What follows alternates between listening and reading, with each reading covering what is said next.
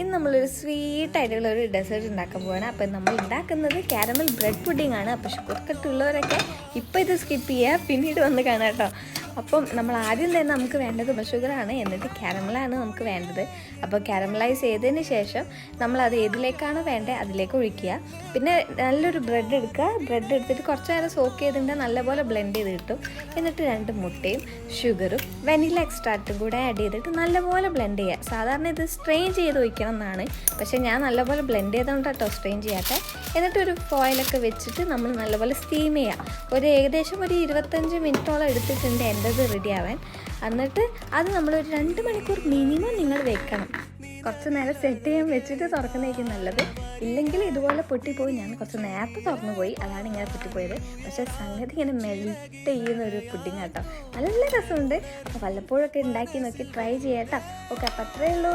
Thanks for watching.